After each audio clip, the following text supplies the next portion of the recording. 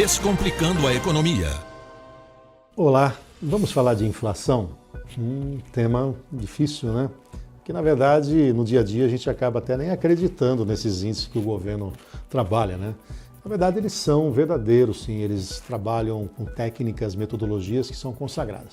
Só para rememorar, você deve se recordar que o Brasil teve uma era de inflação muito elevada.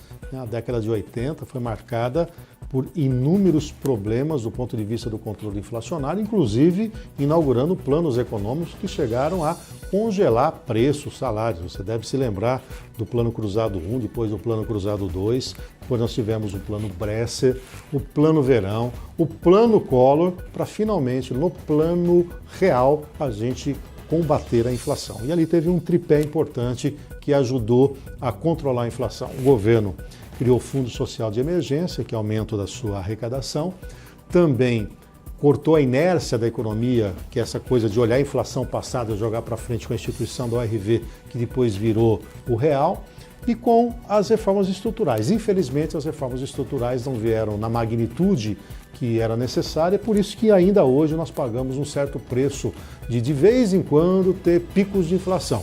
Todos que se recordam que recentemente a inflação brasileira ultrapassou os 10% ao ano.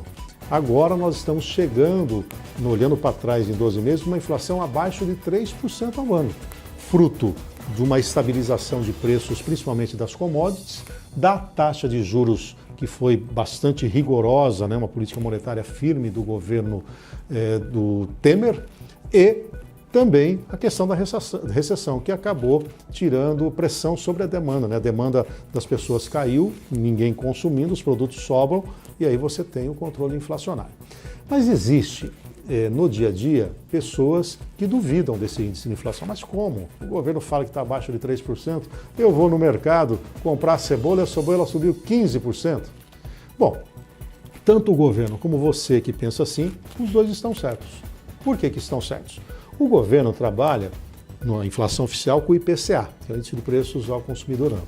Ele isola famílias que ganham de 1 a 40 salários mínimos, verifica o perfil de consumo dessas famílias e regionaliza. Então, no Rio Grande do Sul tem produtos diferentes do que tem no estado de São Paulo, que tem no norte e nordeste brasileiro. Então, há uma adaptação de alguns hábitos de consumo regional. Além disso, o governo trabalha com 373 produtos, que vai de semi-joia, passando por televisor, mensalidade escolar, a cebola, o alho, enfim. Ele divide em grupos para fazer pesquisa. Nós temos grupos, por exemplo, como alimentação e bebidas, habitação, artigos de residência, vestuário, transporte, saúde, cuidados pessoais, despesas pessoais, educação e comunicação. E cada um desses tem um peso no orçamento das famílias. Por exemplo, alimentação e bebida pesa mais de 22%. Acho que agora você já entendeu, né? Então pega o caso da cebola. É claro que a cebola pesa muito pouco no seu orçamento. Quanto você gasta de cebola por mês? 1 quilo de cebola? Meio quilo de cebola? Isso dá quanto? R$5? R$8? R$10? Evidentemente que tem um peso muito pouco expressivo no seu orçamento geral, que é diferente da mensalidade escolar, que tem um peso maior.